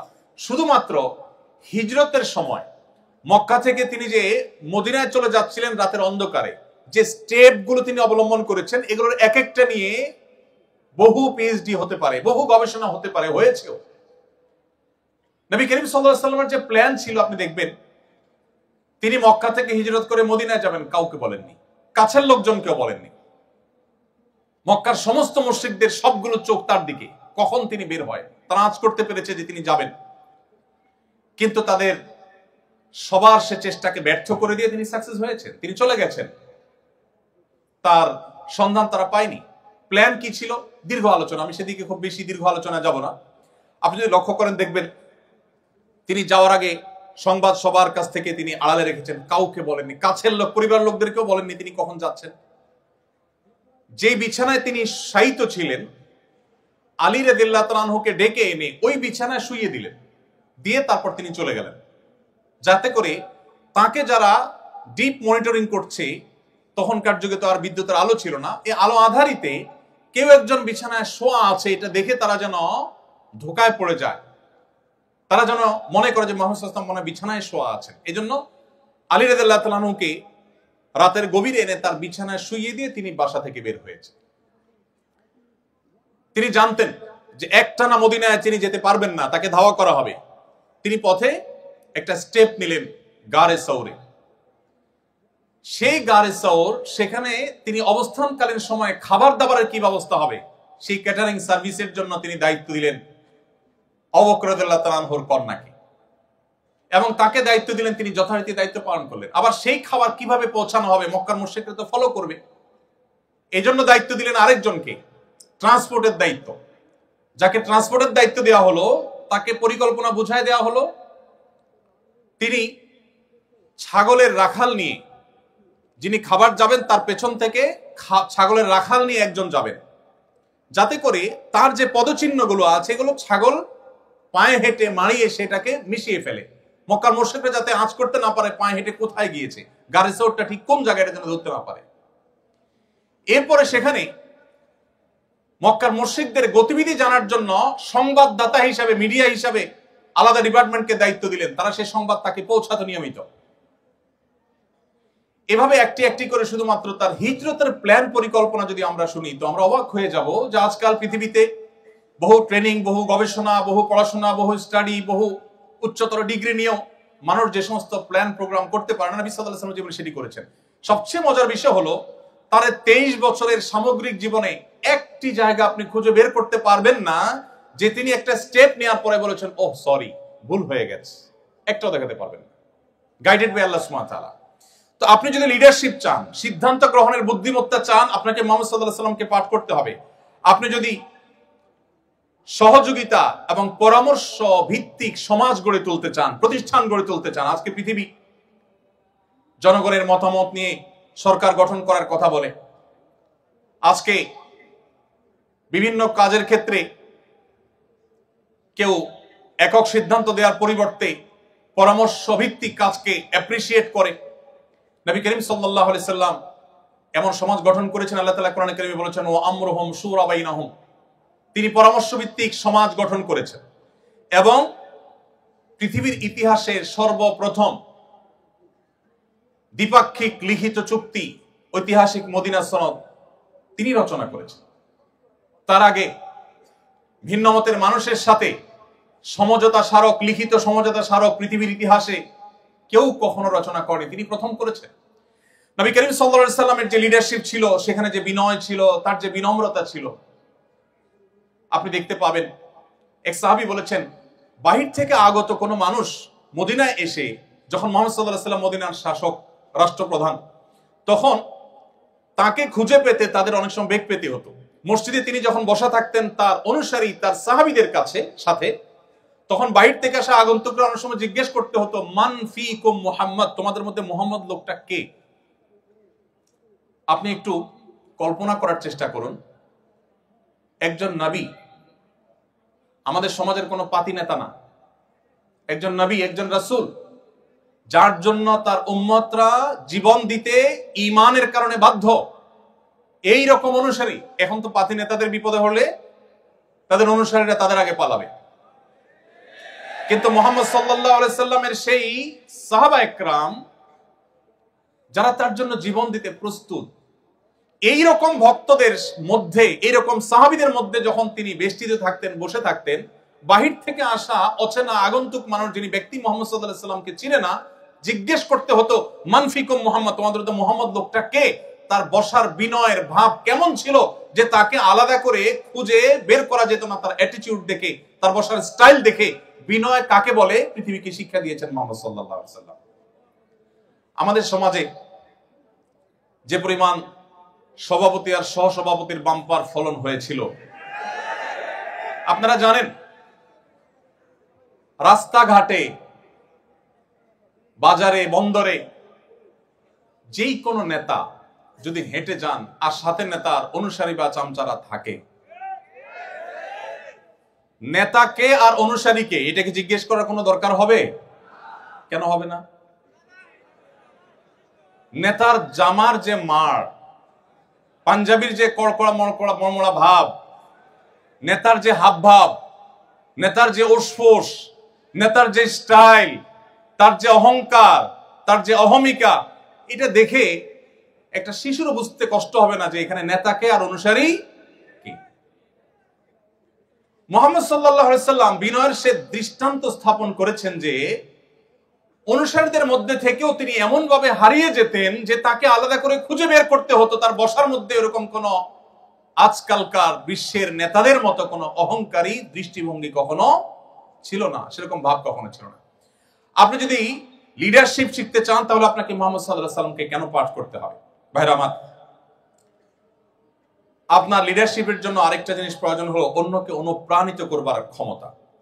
অন্যকে অনুপ্রাণিত করবার যে ক্ষমতা মুহাম্মদ সাল্লাল্লাহু আলাইহি সাল্লামের আছে, পৃথিবীর ইতিহাসে কোনো কেউ মানুষকে এত বেশি অনুপ্রাণিত করতে পেরেছেন আমার মনে হয় শুধু মুসলিম নয়, আমার অমুসলিম বন্ধুরাও যদি নিরপেক্ষভাবে বিশ্লেষণ করেন, বিবেচনা করেন, আমার মনে হয় তাদের কাছে দিনে আলামত পরিষ্কার হবে যে মুহাম্মদ সাল্লাল্লাহু আলাইহি সাল্লাম যেভাবে মানুষকে অনুপ্রাণিত করতে পেরেছেন, এতটা অনুপ্রাণিত, এতটা মোটিভেটেড পৃথিবীর ইতিহাসে কেউ কোনোদিন কাউকে করতে পারে নাই। ১৫০০ বছর পর আজও তার কোন নির্দেশ পেলে মুসলমানরা জীবন দেওয়ার জন্য প্রস্তুত হয়ে যায়, সর্বস্ব ত্যাগ করার জন্য প্রস্তুত হয়ে যায়। আপনি আর কাকে দেখাতে পারবেন? নেতা বক্তব্য দিয়ে বের হলেই অনুসারীরা ভাঙচুর শুরু করে দেয়। নেতা বের হতে না হতেই নেতার নির্দেশ পায়ের নিচে পিষ্ট করে ফেলে, ভুলে যায় মানবীয় প্রকৃতি, বাস্তবতা। মুহাম্মদ সাল্লাল্লাহু আলাইহি সাল্লাম ১৫০০ বছর আগে কোনো কথা বলে গেছেন, ১৫০০ বছর পরও লক্ষ লক্ষ কোটি কোটি মানুষ পেঠা সেটাকে পুঙ্খানুপুঙ্খ রূপে বাস্তবায়ন করবার জন্য জীবন বাজি দিতে পর্যন্ত প্রস্তুত। আপনি যদি পৃথিবীকে মোটিভেটেড করতে চান, আপনি যদি আপনার জাতিকে জাগ্রত করতে চান, আপনি যদি আপনার জাতির লিডারশিপের দায়িত্ব নিতে চান, মুহাম্মদ সাল্লাল্লাহু আলাইহি সাল্লামের জীবনী চর্চার কোনো বিকল্প আপনার সামনে পথ খোলা নেই। সম্মানিত উপস্থিতি, আপনি যদি ঐক্যবদ্ধ করতে চান আপনার জাতিকে, বিশ্ব মানবতাকে, আপনি যদি মানুষের প্রচেষ্টাগুলোকে একত্র করতে চান, সেক্ষেত্রে আপনাকে সিরাত চর্চা করতে হবে।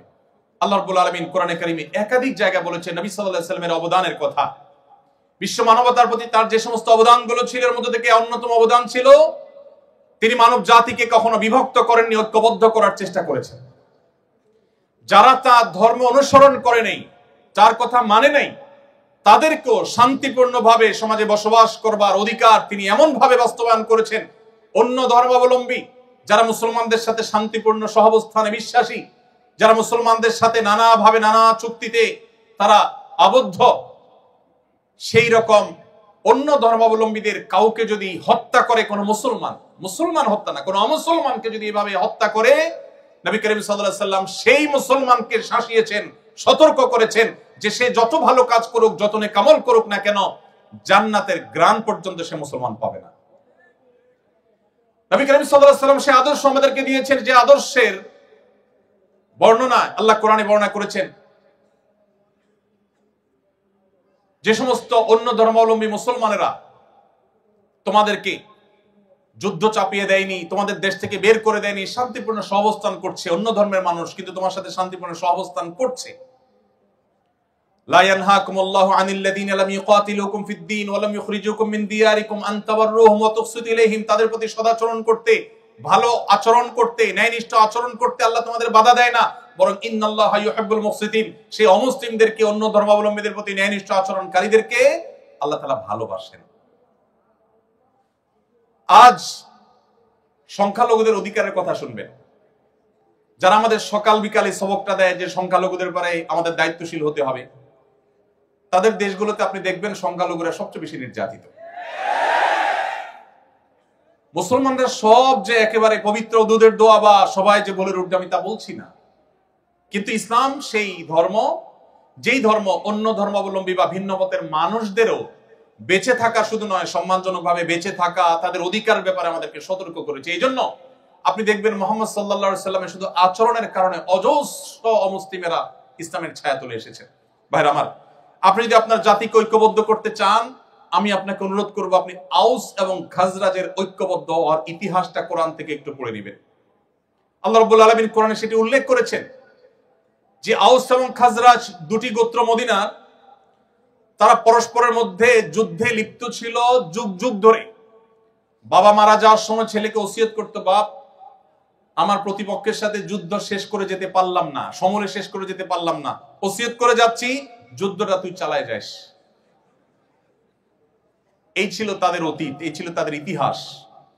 মুহাম্মদ সাল্লাল্লাহু আলাইহি সাল্লামের সান্নিধ্যের সৌরভে যুগ বা বছরের প্রয়োজন হয়নি, তার সান্নিধ্যের সৌরভ এতটা আকর্ষণ করত, এতটা স্পর্শ করত, এতটা মোটিভেটেড করত যে মুহূর্তের মধ্যে ঈমান আনার পর তারা এতটাই পরিবর্তিত হলো যে একই প্লেটে, একই দস্তরখানে বসে তারা খাবার খাচ্ছিলেন।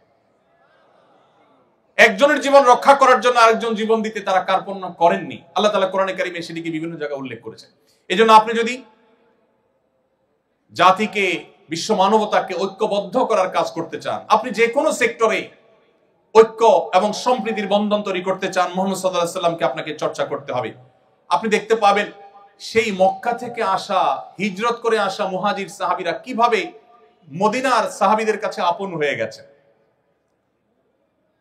তারা যখন এসেছেন মদিনায়, মদিনার সাহাবীরা বললেন যে আমাদের ব্যবসার অর্ধেক দিয়ে দিচ্ছি আপনাদেরকে। কেউ বা ব্যবসার অর্ধেক অফার করলেন, কারণ একাধিক স্ত্রী আছে, তিনি বলেছেন যে ঠিক আছে আমার একজন স্ত্রী, আমি তাকে ডিভোর্স দিয়ে দিচ্ছি, আপনার স্ত্রী রেখে এসেছেন, সংসার, আপনার জীবন সবকিছু বিপন্ন প্রায়। আপনাকে আমি আমার ভাই হিসেবে এই সুযোগ দিচ্ছি যে আমার ডিভোর্স হওয়া স্ত্রীর সাথে আপনি বিবাহ বন্ধনে আবদ্ধ হতে পারেন, বিবাহ আপনি করতে পারেন, ব্যবসার অংশ নিতে পারেন, ইত্যাদি ইত্যাদি। মক্কা থেকে আসা সাহাবীরা বলেছেন তাদের সাথে কিছু নেই, সব সহায় সম্পদ রেখে আসতে হয়েছে। পৃথিবীতে আজও তো বহু শরণার্থী শিবির পৃথিবীর দেশে দেশে আছে। মুহাজিররা যে শরণার্থী হয়ে বা মুহাজির হয়ে মক্কা থেকে মদিনা এসেছেন, মুহাম্মদ সাল্লাল্লাহু আলাইহি সাল্লামের নেতৃত্ব, তার সিরাত এর সৌরভ সান্নিধ্য তাদেরকে কি করেছে? তারা যখন অফার পেয়েছেন মক্কাবাসী তাদেরকে তাদের সম্পদের অর্ধেক দিয়ে দিতে চেয়েছেন মদিনাবাসী, তখন তারা বললেন না, সম্পদের অর্ধেক দেওয়ার প্রয়োজন নাই, আপনারা আমাদেরকে বাজার দেখিয়ে দিন, আপনাদের বাজারে গিয়ে আমরা পরিশ্রম করব, ব্যবসা বাণিজ্য করব, কেনা বেচা করব, এই দেশের অর্থনীতিতে আমরা অবদান রাখবো, অর্থনীতির চাকাকে আমরা সচল করব, আমরা আপনাদের বোঝা হতে চাই না, আমরা এখানে এসে আপনাদের অর্থনীতিতে ভূমিকা রাখতে চাই। তারা রেখেছেন, প্রতিষ্ঠিত হয়েছেন, মদিনাকে সমৃদ্ধ করেছেন, সবচেয়ে বেশি সমৃদ্ধ করেছেন মুহাম্মদ সাল্লাল্লাহু আলাইহি সাল্লামের নেতৃত্বে। ভাইরা আমার, এভাবে আপনি যদি অর্থনৈতিক মুক্তির কথা বলেন, অর্থনৈতিক মুক্তি আমাদের এই দেশের জন্য খুব বেশি গুরুত্বপূর্ণ।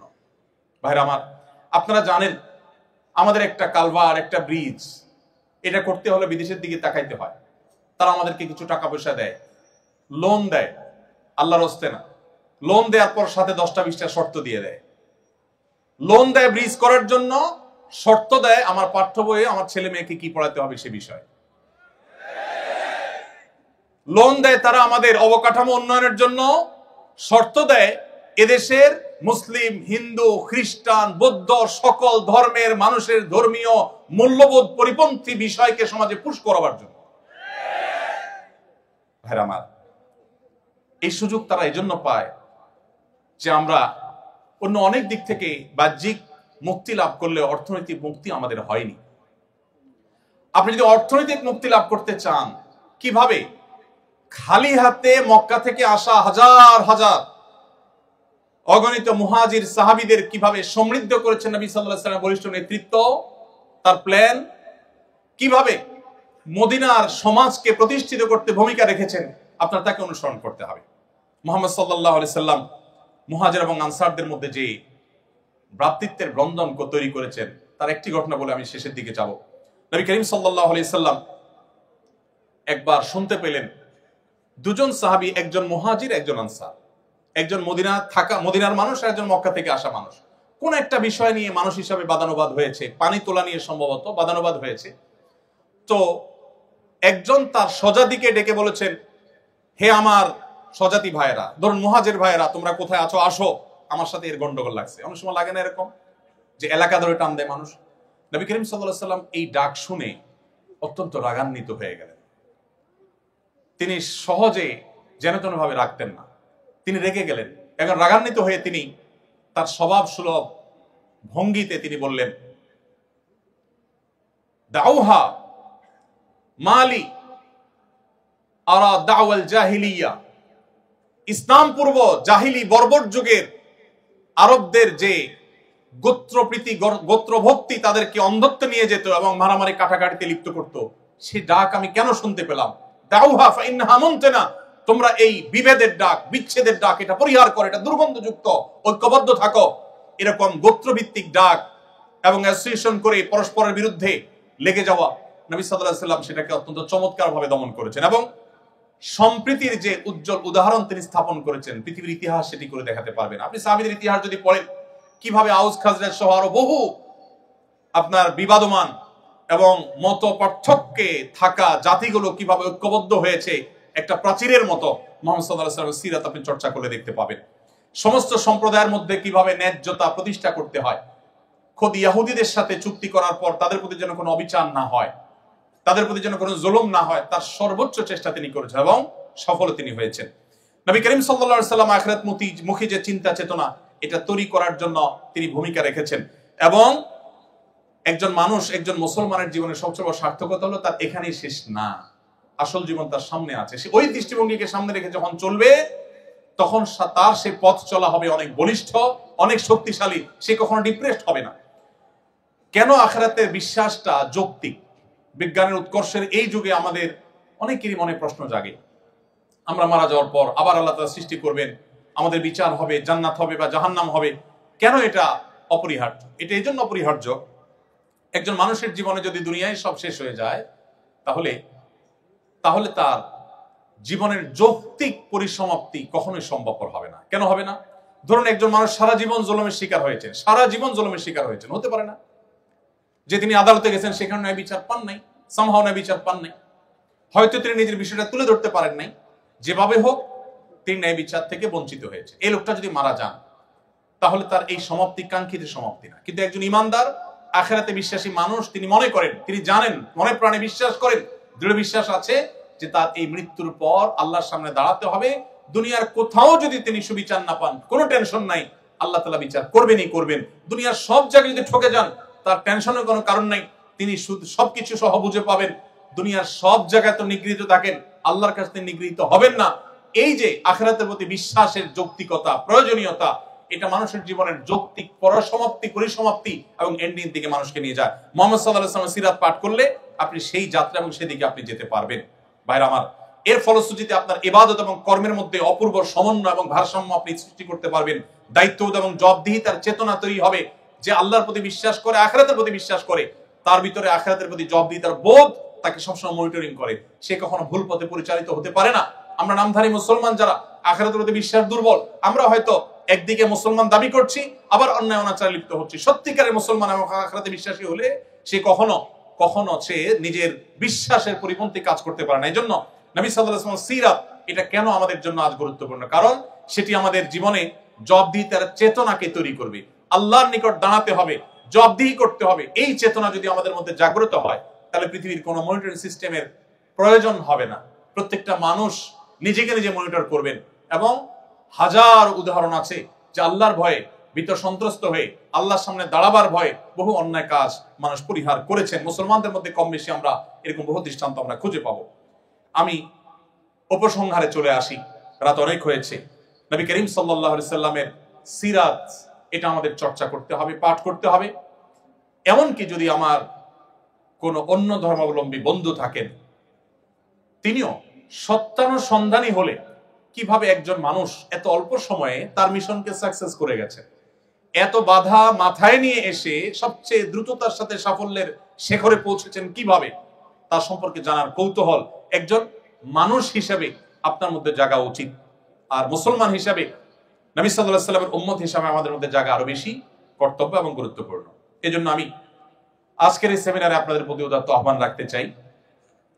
নবী করিম সাল্লাল্লাহু আলাইহি ওয়াসাল্লামের সিরাত, তার জীবন চরিত শুরু থেকে শেষ পর্যন্ত, তার পৃথিবীতে আবির্ভাবের আগের বিশ্ব পরিস্থিতি থেকে নিয়ে পৃথিবীকে তিনি যেই জায়গায় রেখে গেছেন, এই পুরো সময়টুকুকে পাঠ বরং পুনর্পাঠ, বারবার পাঠ করার জন্য আমি উদাত্ত আহ্বান আপনাদেরকে রাখতে চাই। আত্মশুদ্ধি, উন্নত চরিত্র গঠন, সুন্দর সমাজ গঠন, আমাদের সার্বিক মুক্তি এবং আমাদের সার্বিক সাফল্যের জন্য সিরাত চর্চার কোনো বিকল্প পথ আমাদের সামনে খোলা নেই। আজও পৃথিবীতে যত মানুষ ইসলামের ছায়াতলে আসেন, তারা নবী করিম সাল্লাল্লাহু আলাইহি ওয়াসাল্লামের সিরাত পাঠ করে মুগ্ধ হয়ে অথবা কোরআন পাঠ করে মুগ্ধ হয়ে তারা ইসলামের পথে আসেন। নবী করিম সাল্লাল্লাহু আলাইহি ওয়াসাল্লামের জীবদ্দশায়ও যারা ইসলামের ছায়াতলে এসেছেন, আপনি তাদের জীবনী চর্চা করলে দেখবেন যে এক একজন নবী সাল্লাল্লাহু আলাইহি ওয়াসাল্লামের চরিত্র মাধুর্য দেখে, তার জীবন ইতিহাসে মুগ্ধ হয়ে তারা ইসলামের ছায়াতলে এসেছেন। অতএব সিরাত চর্চা করার জন্য আপনাদেরকে আমি উদাত্ত আহ্বান করতে চাই। সিরাত চর্চার জন্য বছরে বা কালে ভদ্রে একটি বা দুটি সিরাত সেমিনার আয়োজন করা যথেষ্ট নয়। কমপক্ষে 3টি সিরাত গ্রন্থ আমি আপনাকে অনুরোধ করব আপনি কিনবেন এবং এটিকে পড়বেন, শুরু থেকে শেষ পর্যন্ত পড়বেন। সম্ভব হলে পাঠচক্র, গ্রুপ স্টাডি করবেন এবং পরিবারের সদস্যদেরকে নিয়ে যদি পাঠ করতে পারেন সেটি আরো ভালো।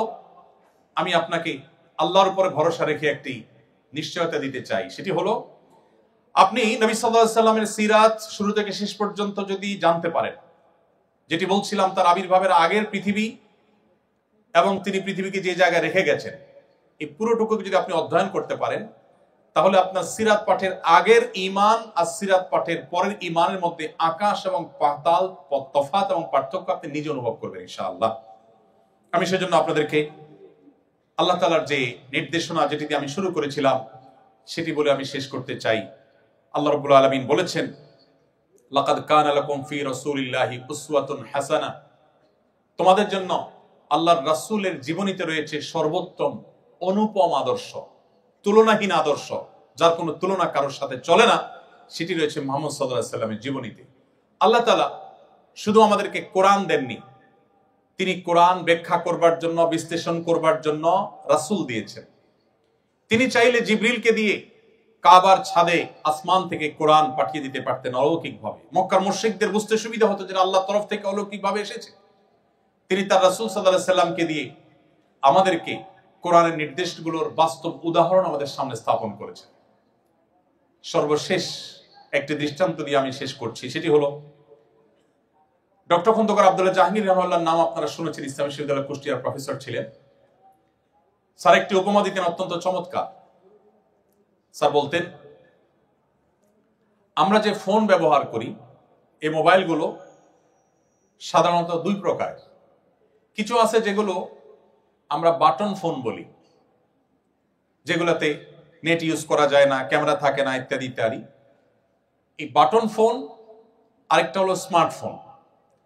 স্যার বলতেন, আল্লাহ রাব্বুল আলামিন মানুষকে সৃষ্টি করেছেন স্মার্টফোনের মতো করে, আর অন্য যত প্রাণী আছে সব প্রাণীকে সৃষ্টি করেছেন বাটন ফোনের মতো করে। বাটন ফোনের মধ্যে যেই ক্যালকুলেটর দেওয়া আছে ওইটা পরিবর্তন করা যায় না। যেই ফোন বুক দেওয়া আছে, যা যা দেওয়া আছে তাতেই থাকে। গেমস যেগুলো দেওয়া আছে, নতুন করে আর কোনো গেম সেখানে ডাউনলোড করা যায় না, ফিক্সড যা যা দেওয়া আছে তা। আর স্মার্টফোনের মধ্যে, দামি দামি স্মার্টফোনগুলোতে আপনাকে একটা প্লে স্টোর, অ্যাপ স্টোর দেওয়া থাকবে। আপনি ক্যালকুলেটর কোন ডিজাইনেরটা নামাবেন, কোন অ্যাপটা নামাবেন, কোন গেমসটা ডাউনলোড করবেন, কোনটা সেট করবেন, এটার চয়েস আপনার হাতে দেওয়া হয়েছে। আপনি চাইলে আপনার সুবিধা মতো, পছন্দ মতো অ্যাপ আপনি নামায় নিতে পারেন। অন্যান্য প্রাণীকে এই অপশন দেওয়া হয়নি, তারা বাটন ফোনের মতো। একটা হাঁস, একটা মোরগ, একটা গরু, একটা ছাগল, অন্যান্য প্রাণী, আল্লাহ রাব্বুল আলামিন তার ভিতরে যা দেওয়া সব বিল্ট ইন দিয়ে দিয়েছেন, সব সেট আপ আগে থেকে আছে, নতুন কিছু ঢুকাবার সুযোগ নেই। এজন্য পশু পাখি, অন্যান্য প্রাণী তারা চাইলেও মানুষের মতো জ্ঞানে, বিজ্ঞানে, বুদ্ধিতে, মেধায় তারা তাদের যোগ্যতার স্বাক্ষর রাখবার অপশনই নেই। আল্লাহ তাআলা সেট করে দিয়েছেন যে হাঁস সে পানিতে ভাসবে। এজন্য জন্মের পরপরই দেখবেন হাঁস পানিতে ভাসতে পারে, তাকে শেখাতে হয় না। মানুষের সন্তানকে হাঁটা শেখাতে হয়, পশু পাখিকে হাঁটা শেখাতে হয় না। তাকে যে জন্য সৃষ্টি করা হয়েছে, ওই যে বাটন ফোনের মতো সবকিছু বিল্ট ইন দেওয়া আছে, অটোমেটিক ওইটা থাকবে, কাজ করবে, নতুন কিছু সেখানে ঢুকবে না।